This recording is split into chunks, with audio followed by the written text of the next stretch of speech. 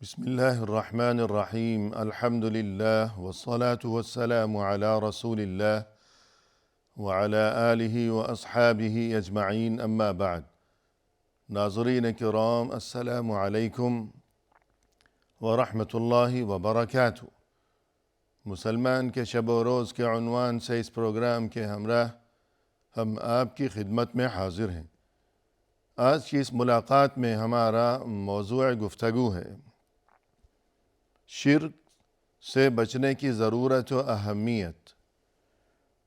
قرآن کریم میں اللہ سبحانہ و تعالی نے ارشاد فرمایا ہے، فرمائے کہ وَمَا خَلَقْتُ الْجِنَّ وَالْإِنسَ إِلَّا لِيَعْبُدُونَ، میں نے تو جنوں اور انسانوں کو صرف اسی لیے پیدا کیا ہے کہ وہ صرف میری ہی عبادت کیا کریں۔ یعنی انسان کو اللہ سبحانہ و تعالی نے جو پیدا فرمایا ہے، انسان کو اللہ نے زندگی کی انمول نعمت سے جو نواز رکھا ہے، تو پھر اس زندگی کا اور یہ کہ انسان کی یہ جو سانسیں چل رہی ہیں، تو یہ جو اتنی بڑی نعمت ہے، تو اس کا مقصد یہی ہے، انسان کا مقصد تخلیق یہی ہے کہ وہ اپنے خالق و مالک اللہ عز و جل کی عبادت کا فریضہ انجام دیا کرے، اور یہ کہ اس عبادت کے معاملے میں وہ ہمیشہ ہر قسم کے شرک سے اپنا دامن بچائے رکھے۔ اسی طرح قرآن کریم میں فرمایا، قُلْ إِنَّ صَلَاتِي وَنُسُكِي وَمَحْيَايَ وَمَمَاتِي لِلَّهِ رَبِّ الْعَالَمِينَ لَا شَرِيكَ لَهُ۔ آپ کہہ دیجئے کہ یقیناً میری نماز، میری ہر عبادت، میری قربانی اور میری زندگی اور میری موت،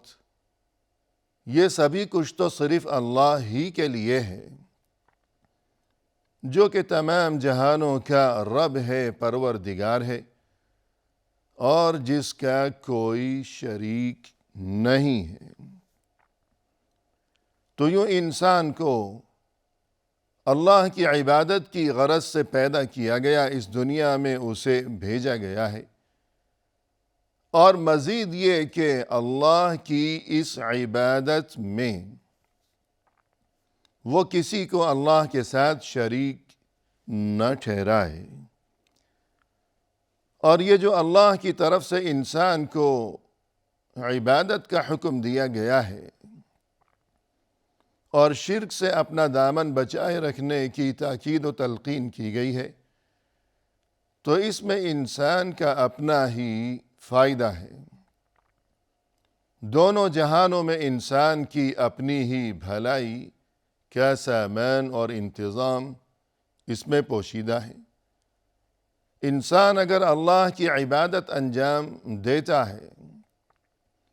تو اس میں اللہ کا کچھ بھی فائدہ نہیں ہے، انسان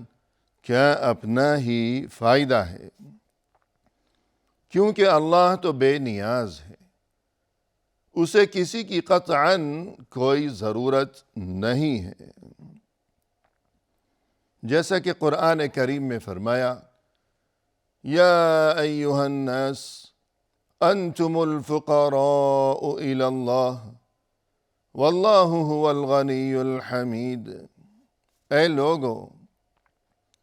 تم سبھی اللہ کے محتاج ہو، اللہ کے سامنے فقیر ہو،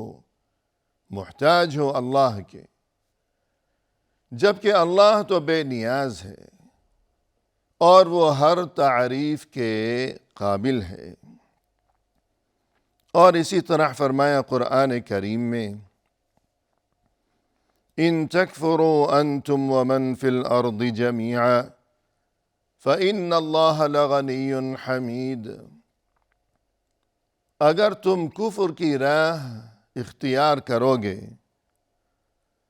اور یہ کہ زمین میں جتنے بھی لوگ ہیں اگر سبھی کفر کے راستے پر چلنے لگیں تو بات یہ ہے کہ یقیناً اللہ تو بے نیاز ہے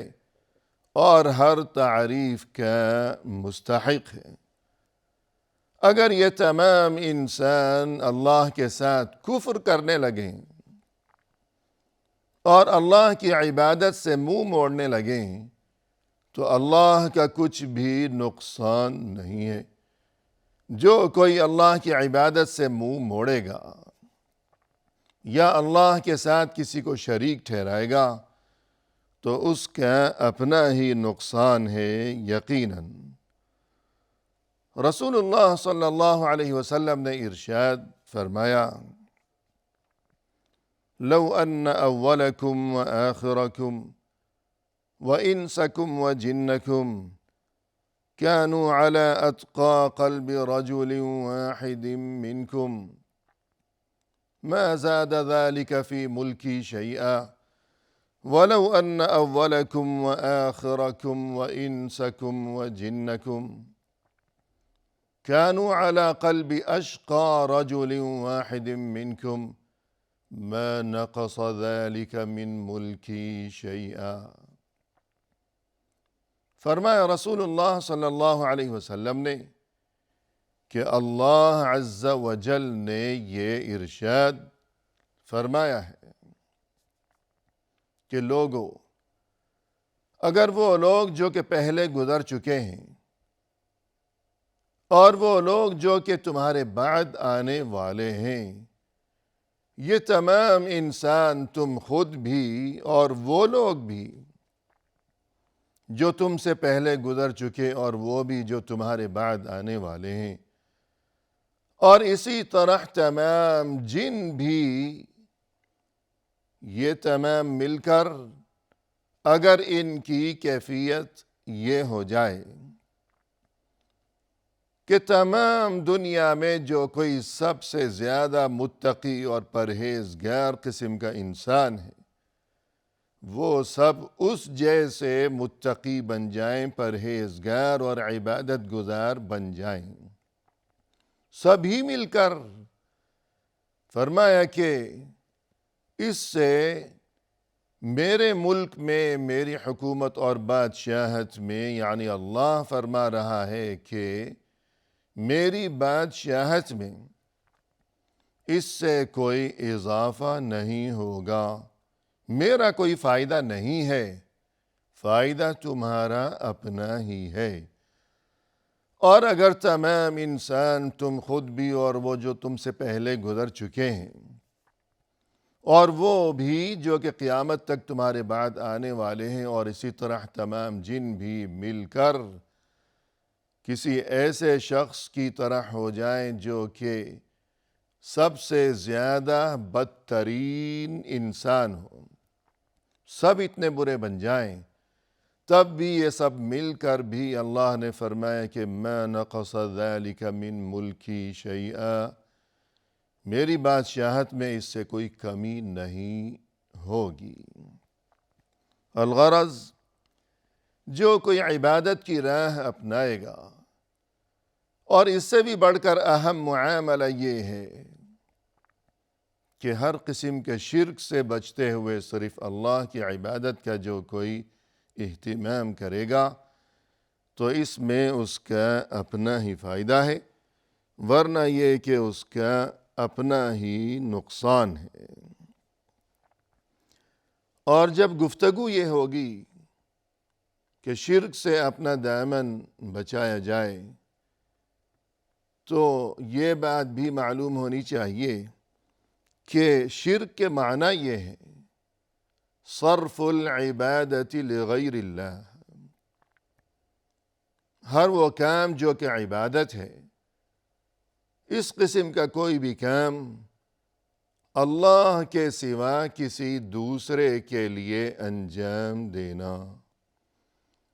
مثلا نماز عبادت ہے، روزہ عبادت ہے، اور اس سے بھی بڑھ کر یہ کہ عبادت، ہمیں یہ بات معلوم ہونی چاہیے کہ صرف نماز روزے کا نام نہیں ہے، بہت سے ایسے کام ہیں کہ جو عبادت کے مفہوم میں شامل ہیں، مثلا دعا مانگنا، اور اسی طرح کسی کے نام پر جانور قربان کرنا، توکل کرنا، بھروسہ کرنا، استعانت یعنی مشکل میں مدد مانگنا، مشکل کشا سمجھنا، کسی کے بارے میں یہ عقیدہ اور یہ تصور رکھنا کہ وہ مجھ سے دور ہوتے ہوئے بھی کہ وہ میری نظروں سے دور ہے، اور یہ کہ میرے اور اس کے درمیان کوئی رابطہ نہیں ہے، یا یہ کہ وہ دنیا میں ہی نہیں ہے، کہ اس کے انتقال کو زمانے گزر چکے ہیں، لیکن اس کے باوجود اس یقین و ایمان کے ساتھ اسے پکارنا، اس سے مدد مانگنا، اس سے اپنی حاجتیں اور ضروریات طلب کرنا کہ وہ میری پکار کو سن رہا ہے، اور یہ کہ وہ میری ضرورت کو پورا کرنے پر اور میری مشکل کشائی پر وہ قادر ہے، وہ قدرت رکھتا ہے، یا کسی کے نام پر، اللہ کے سوا کسی دوسرے کے نام پر جانور قربان کرنا، اس یقین و ایمان کے ساتھ اور اس عقیدے کے ساتھ کہ وہ خوش ہوگا تو مجھے فائدہ پہنچے گا، میرے کام بنیں گے، اور یہ کہ اگر وہ ناراض ہو گیا تو میرا نقصان ہو جائے گا۔ تو یوں یہ تمام باتیں شرک سے متعلق ہیں، اور یہ کہ عبادت کے مفہوم میں یہ سبھی کچھ شامل ہے، یعنی نماز، روزہ، زکوٰۃ، حج وغیرہ بھی، اور اس کے علاوہ یہ کہ دعا مانگنا، اولاد مانگنا، رزق مانگنا، بارش مانگنا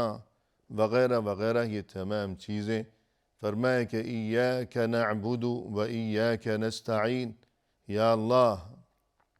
ہم صرف تیری ہی عبادت کرتے ہیں اور صرف تجھ ہی سے مدد طلب کرتے ہیں۔ اور ہمیں قرآن کریم میں اللہ کی طرف سے انتہائی وضاحت و صراحت کے ساتھ تنبیہ کر دی گئی ہے ہمیشہ کے لیے کہ اِنَّهُ مَن يُشْرِكْ بِاللَّهِ فَقَدْ حَرَّمَ اللَّهُ عَلَيْهِ الْجَنَّةَ وَمَأْوَاهُ النَّارُ، یقیناً جو کوئی اللہ کے ساتھ شرک کرے گا، اللہ نے اس پر جنت کو حرام قرار دے رکھا ہے، اور یہ کہ اس کا ٹھکانہ تو جہنم کی آگ میں ہی ہے۔ اور اسی طرح فرمایا قرآن کریم میں ان اللہ لا یغفر ان یشرک بہ ویغفر ما دون ذلک لمن یشاء، یقیناً اللہ اس بات کو ہرگز معاف نہیں کرے گا کہ اس کے ساتھ کسی کو شریک ٹھہرایا جائے،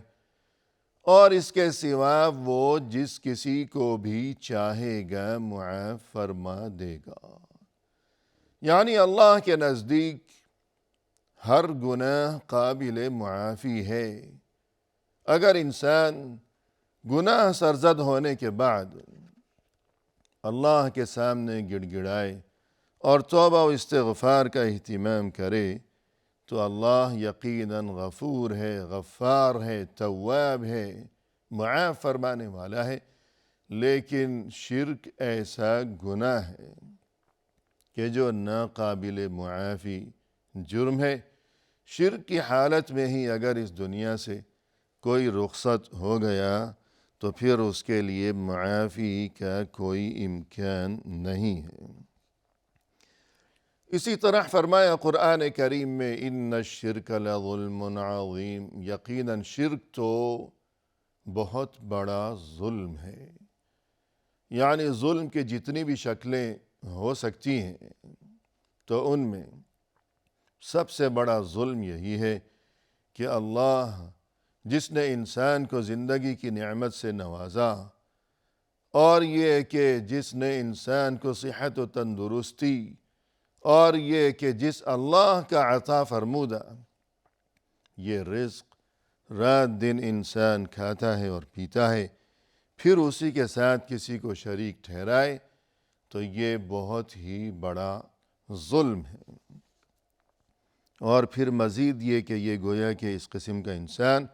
خود اپنے آپ پر بھی ظلم عظیم کا ارتکاب کر رہا ہے کہ خود کو جہنم کا ایندھن بنا رہا ہے۔ اور فرمایا قرآن کریم میں وَمَن يُشْرِكْ بِاللَّهِ فَكَأَنَّمَا خَرَّ مِنَ السَّمَاءِ، جو کوئی اللہ کے ساتھ شرک کرے گویا اس کی مثال یوں ہے کہ وہ آسمانوں کی بلندیوں سے گر پڑا ہو۔ یعنی انسانوں کے خالق و مالک اللہ عز و جل نے انسان کو اس قدر رفعت و بلندی سے نوازا اور اس قدر بلند ترین مقام عطا فرمایا، اور انسان کو یہ بات بتائی کہ دیکھو میں تمہارا خالق و مالک ہوں، میں نے تمہیں زندگی دی ہے، تمہاری زندگی اور موت، تمہاری ہر حاجت، تمہاری ہر ضرورت، تمہارا رزق، تمہارا کھانا پینا، یہ سبھی کچھ خود میرے ذمے ہے۔ تمہیں میرے سوا تمام کائنات میں، تمام دنیا میں، تمام زمین و آسمان میں کسی سے کچھ مانگنے کی ضرورت نہیں ہے۔ تمہیں کسی کے سامنے خود کو ذلیل اور رسوا کرنے کی ضرورت نہیں ہے۔ تمہارا سب کچھ میرے ذمے ہے، صرف مجھ ہی سے مانگو، میرے سامنے گڑ گڑاؤ۔ اس تمام زمین و آسمان میں کوئی اس قابل نہیں ہے کہ انسان جس کے سامنے اپنا سر جھکائے، جس کے سامنے اپنا ہاتھ پھیلائے۔ یعنی فرض کیجئے کہ مثلا دنیا میں اگر کوئی بہت بڑا بادشاہ ہو، اس نے کسی کو یوں کہہ رکھا ہو اپنے کسی خادم کو کہ تمہیں جو بھی ضرورت ہو صرف مجھے بتاؤ، اور یہ کہ میرے سوا اتنے بڑے ملک میں تمہیں اور کسی سے کچھ مانگنے کی ضرورت نہیں ہے، لیکن اس کے باوجود وہ کبھی فلاں سے مانگ رہا ہو، کبھی فلاں سے مانگ رہا ہو، تو یہ تو گویا اسے عزت راس نہیں آئی۔ تو اسی طرح اللہ نے فرمایا کہ جس نے اللہ کے ساتھ شرک کیا گویا آسمانوں سے اس نے خود کو گرا دیا کہ اسے یہ عزت اور اللہ کی طرف سے عطا فرمودہ یہ بلندی اور یہ مقام رتبہ اسے اچھا نہیں لگا۔ وآخر دعوانا ان الحمد للہ رب العالمین۔